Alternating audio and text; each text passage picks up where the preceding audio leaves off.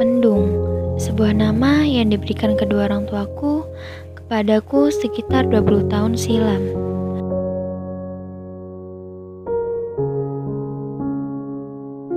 Kini aku sudah menjelma menjadi seorang wanita dewasa dan menyandang status baruku sebagai seorang istri.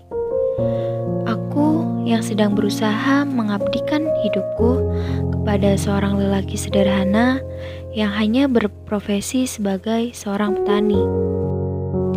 Ya, dia adalah Mas Tirta.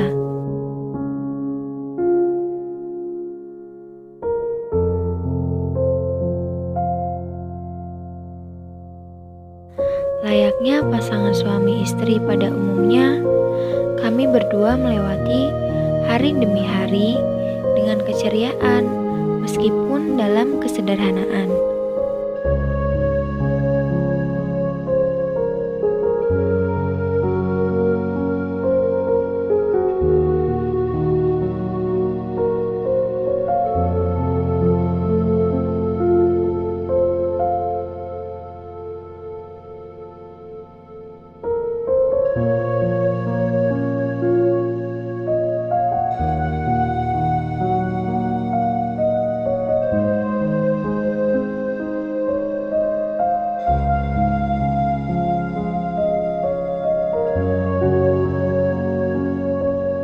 Hingga suatu hari kami membahas tentang sebuah rumah impian. Karena kami ingin ketika kami nanti punya anak, kami sudah mempunyai rumah yang layak agar kami hidup lebih nyaman.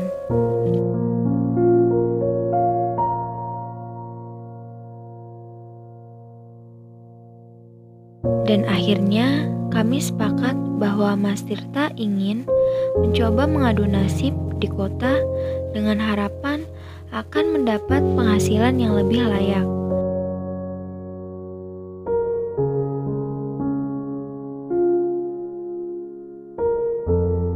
Keesokan harinya, Mas Tirta pun berangkat dengan berbekal doa dan restu dariku dan sebuah kalung satu-satunya yang dulu menjadi mahar pernikahan kita dulu.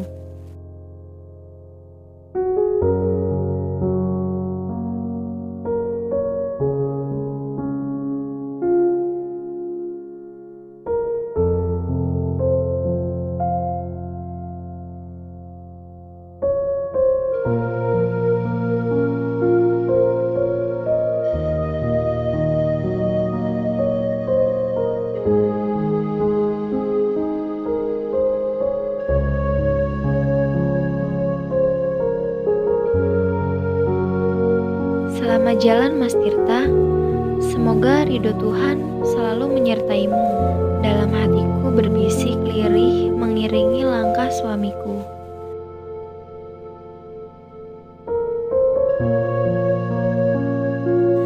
Sesampainya di kota, Mas Tirta langsung mendapatkan pekerjaan di sebuah toko bahan bangunan dan alhamdulillah gajinya pun lumayan. Dan ini membuat impian kami semakin mungkin untuk terwujud.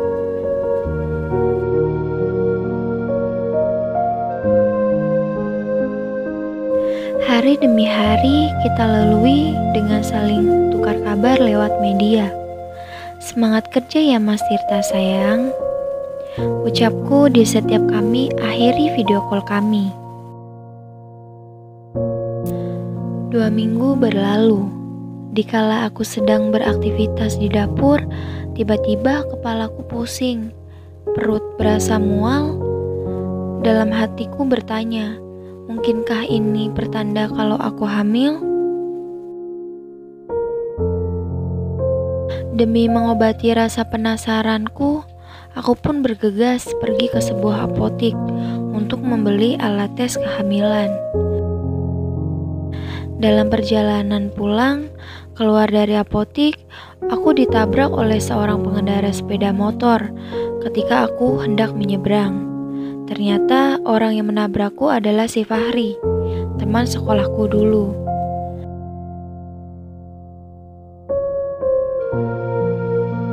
Karena kakiku sedikit cedera, Fahri pun mengantarku pulang karena tak tega membiarkanku pulang dengan kaki pincang.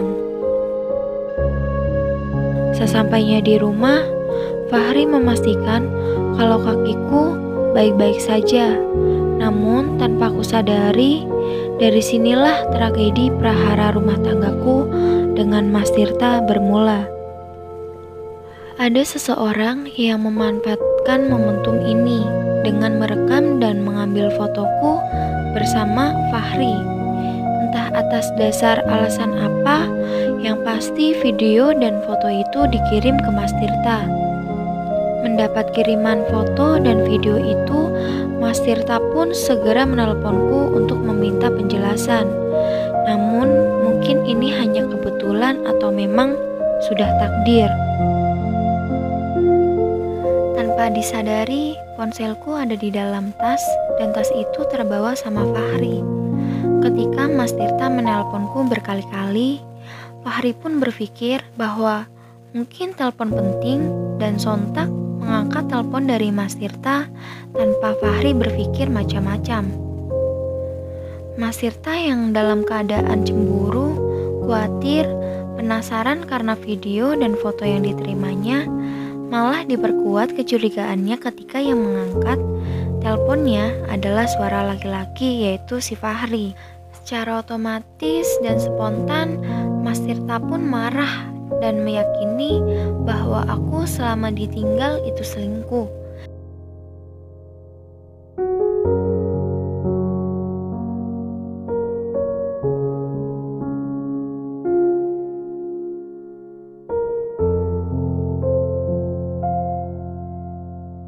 Hingga keesokan paginya, hasil tes urin di alat tes kehamilan itu menyatakan bahwa aku positif hamil.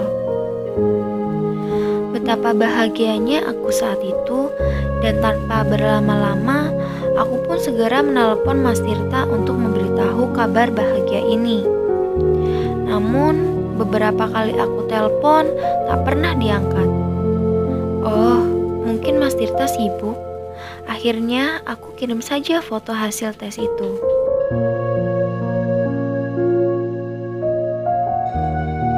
Namun, bukannya gembira menerima kabar aku hamil, Mas Tirta justru semakin emosi karena dalam hatinya yakin kalau aku hamil karena perselingkuhanku dengan Fahri. Setelah itu, aku pun hanya bisa pasrah, namun masih terus berharap Mas Tirta pulang sebelum aku melahirkan.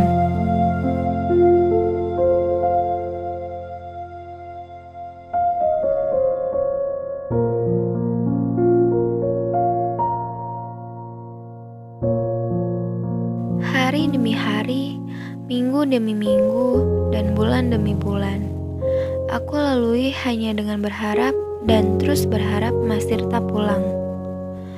Namun, bukan kabar baik yang aku terima, melainkan sebuah kabar bahwa Mas Tirta diam-diam ternyata menikah lagi di kota. Aku tak mampu lagi menahan kepedihanku, dan aku pun tak sadarkan diri.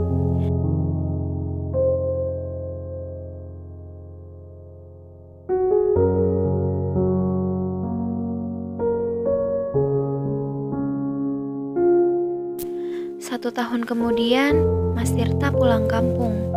Suatu ketika, dia melihat si Fahri di pinggir jalan. Tanpa basa-basi, Mas Tirta pun menghajar Fahri sebagai bentuk luapan emosinya selama ini. Namun, Fahri berhasil menenangkan Mas Tirta dan menjelaskan apa yang sebenarnya terjadi kala itu.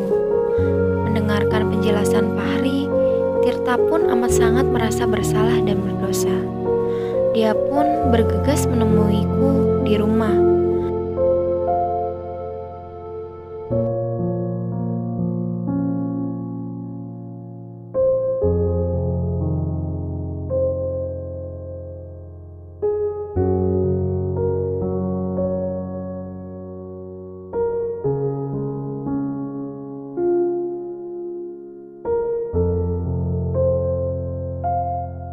Sesampainya di depan rumah, alangkah terkejutnya Mas Tirta yang melihat sebuah pemandangan yang amat sangat membuatnya semakin tak berdaya dan berdosa selama ini.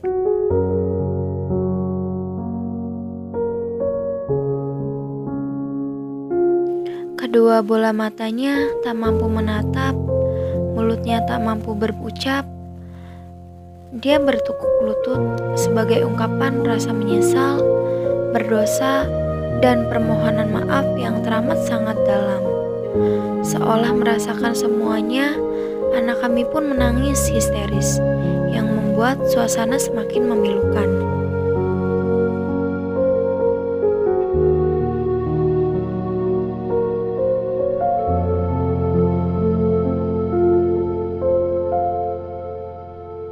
Dalam hati, aku sudah memaafkan semua kesalahan Mas Tirta dan berharap kita akan memperbaiki segalanya. Namun, alangkah terkejutnya aku ketika datanglah seorang wanita dalam keadaan hamil tua membangunkan Mas Tirta. Ya, dia adalah wanita yang dinikahi Mas Tirta selama di kota. Keadaan ini membuatku tak berdaya, dan aku hanya bisa pasrah membiarkan Mas Tirta dibawa pulang istrinya. Karena aku tahu rasanya seperti apa perasaan istrinya, dan aku pun tidak mau kelak istrinya bernasib sama sepertiku, yang menjalani proses persalinan tanpa suami. Ikhlas tidak ikhlas, aku harus menerima semua ini dan menerima takdirku. Entah apa yang akan terjadi nanti, yang pasti aku akan selalu berusaha terus menjalani suratan takdir ini.